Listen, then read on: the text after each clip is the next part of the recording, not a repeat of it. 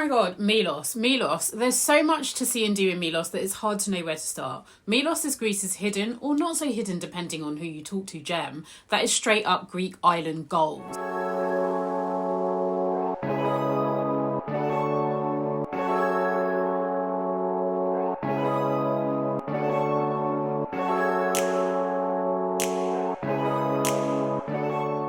Milos is home to an incredible coastline with rocky volcanic shores spilling onto translucent blue-green waters in nearly all of its 90 beaches. I spent a few weeks on this elusive island last year exploring everything from ancient ruins to far-flung beaches, not to mention plenty of restaurants and cool activities in between. Hey, I'm Juliana Barnaby of The Discoveries Of. Come along with me as we explore the best things to do in Milos, and don't forget to subscribe to explore more of Greece's stunning destinations with me. Let's go.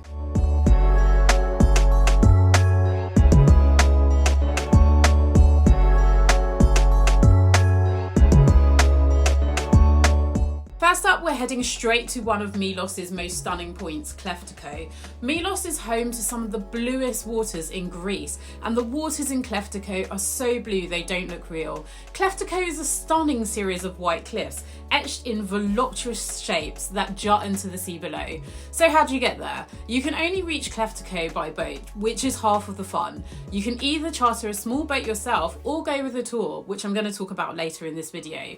Spend some time swimming in the series of arches and small pools and see why it's one of the most famous spots on the island. Ready to flop and drop on Milos's stunning beaches? There are more than 90 beaches on Milos. Naturally, I hit up a few dozen on my last visit, so I can tell you that these aren't just any beaches. The island's unique geography and geology culminates in white volcanic soil that lines the rocky shores, contrasted with bright blue waters to produce some of the most scenic coastal landscapes anywhere in Europe. Flop down on brilliant sandy beaches like Plaka Beach, which is one of the most popular locations on the island, where you can stare from a cool little beach bar at brilliant crystal clear waters that look like they're straight off of a postcard. And then there are the hidden beaches that take a little bit more effort.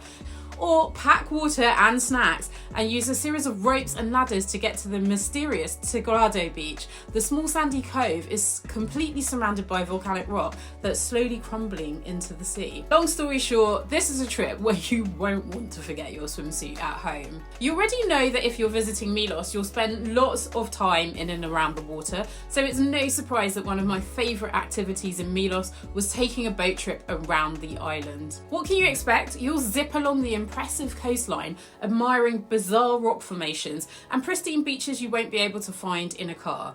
I had a wonderful time on the smaller group tour. Many travellers I talked to were added to boats with 25 or more people, which is not my jam. A group of 10 of us set out with a brother-sister team who honestly took excellent care of us the entire day. Best part, they even served up some hearty Greek cuisine, which was much appreciated after hours swimming and snorkeling. I'll drop a link for the tour in the description. It was so good.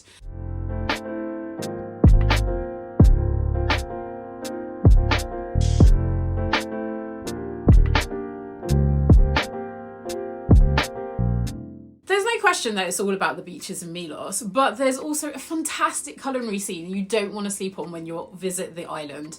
Unsurprisingly, you will find incredible seafood across all of Milos. To make the most of that, settling into long, lazy meals at some of the best restaurants on the island. Medusa is a charming restaurant right by a cove in the small village of Mandrakia, serving traditional Greek seafood Milos style, tuck into dishes such as calamari and octopus against a backdrop of sparkling water. Sarakiniko Volcanic all-day restaurant is a cool restaurant where they cook using geothermal heat from a pit of geothermal sand nearby. It's a fun concept and it works. You can actually watch them cooking the fish, where they dig a hole in the sand and then let it simmer for around 35 minutes. There's more to Milos's culinary scene than seafood alone. Nowhere to look and you'll find excellent dishes bursting with fresh veggies and slow-cooked meats. Special mention goes to the baked lamb at Ohamos Taverna. Look, I could go on about this for days, so let's just say that Milos is a dream for foodies.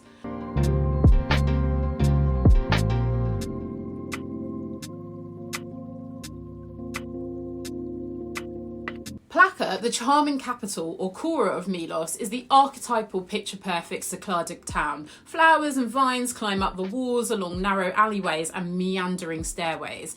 While much of the town's charm is just wandering around its quiet paths and alleys, there are a couple of things that I recommend making time for. Perched on Plaka's highest point, the Venetian castle is worth the short but sweaty hike it takes to get there.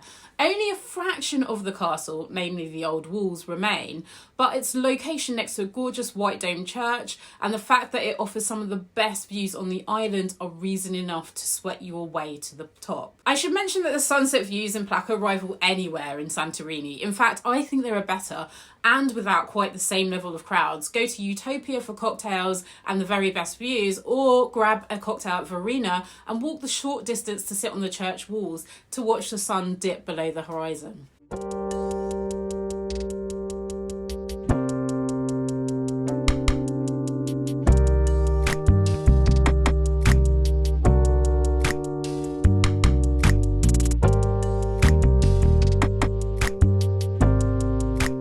Next up is seeing the lunar landscapes at Sarakiniko Beach. I'm not one for issuing mandates, but you have to go to Sarakiniko Beach during your Milos trip.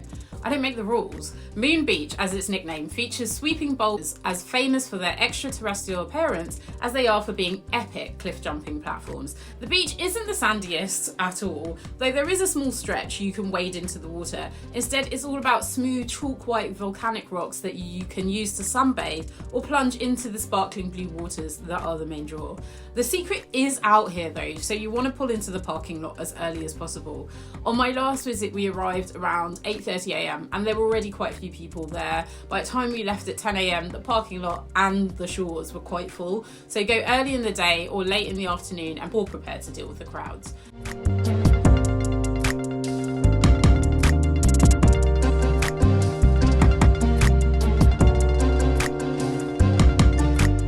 Milos has quickly earned a reputation as a stunningly scenic island with beautiful, colourful fishing villages dotting the volcanic shores. Klima is arguably the most beautiful of these villages, with whitewashed coastal homes featuring brightly coloured doors and windows on the edge of the sea.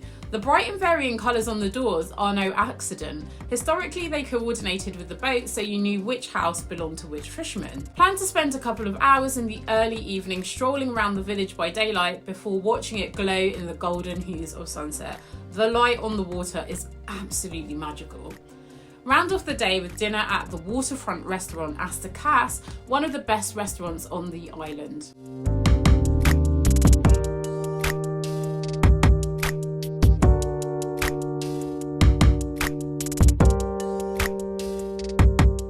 Are you ready to see the abandoned sulphur mines? Heading down to the abandoned sulphur mines might not sound like the most charming afternoon, but trust me, exploring the rocky sands and the abandoned buildings at Paliarema Beach is a treat. Venture to the eastern side of the island where the eerie abandoned sulphur mines emerge from rainbow-coloured cliffs on Milos's coast. Ever been to the Louvre? Then you have probably seen the 2-metre high solid marble sculpture of Venus de Milo on display. I bet you never knew that you can see a replica of the very place it was discovered in Milos itself. The story alone of Venus de Milo is a ride, and one that's probably too long to go into in this video, but it's cool to see the statue in its original setting rather than a stuffy old museum.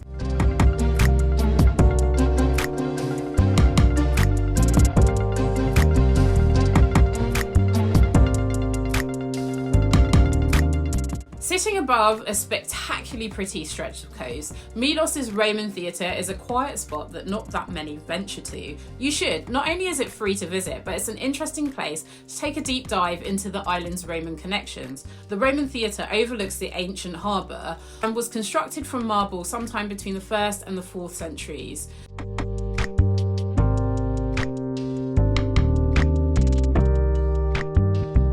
Don't miss exploring Western Milos. I am so glad we made it to the west side as it's way quieter and incredibly scenic. It's an area while wild goats roam in numbers 100 to 1 for every human, even with the smattering of tourists who make it over this far. So what should you see when you're here? There's the monastery of St. John Siderianos. It's a stunning 16th century monastery with a pretty, fascinating backstory. Apparently locals hid from pirates inside and willed the door to turn from wood to iron to lock the pirates out. Head to the small and basically deserted Agios Enaios beach with turquoise water and a desolate beauty. It's not as aesthetic as some of the other beaches in the south, but we pretty had it all to ourselves. And yes, lots of guides tell you that you need a 4x4 to drive on the western part of the island, which just isn't true. Although some of the roads are unpaved, they're in really good condition and we had no issues driving in them in our standard rental car. There are a couple that are harder to drive on, so if you get a map that shows the type of road, you can plan accordingly. Now you're all set on the best things to do in Milos, here's a mini Milos travel guide packed with practical tips for your trip. First up, the ferry ride can be quite choppy, and I heard plenty of stories about people getting seasick, so take seasickness tablets if that's you.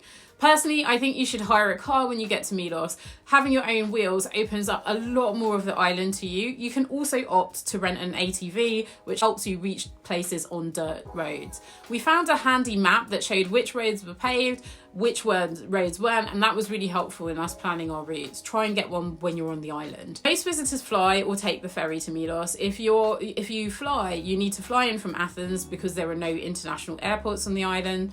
The return ferry from Santorini in October set us back €374 for 2 adults, and it books out well in advance. So how long should you spend to visit in Milos? I would say spend at least a week to hike, sightsee, and spend time on the beach. The best time to visit, I went in October and it was lovely. You'll have great temperatures from May to September. I recommend avoiding July and August as these are the peak seasons for the Meltemi winds and it is very windy. In terms of where to stay, we stayed at Fos Milos, which is a brand new hotel. It's boutique, it's locally owned, and it's really, really stylish. And I absolutely love my stay there. Not sponsored at all. Just thought it was a really good option in Polonia. All the rooms have like little private terraces. Ours had a private plunge pool. It was just a nice spot to chill out. So there we are, Milos. I hope you are excited for your trip because this island is banging, guys. That's it from me. I'm Juliana from The Discoveries Of. Follow for more practical tips and guides.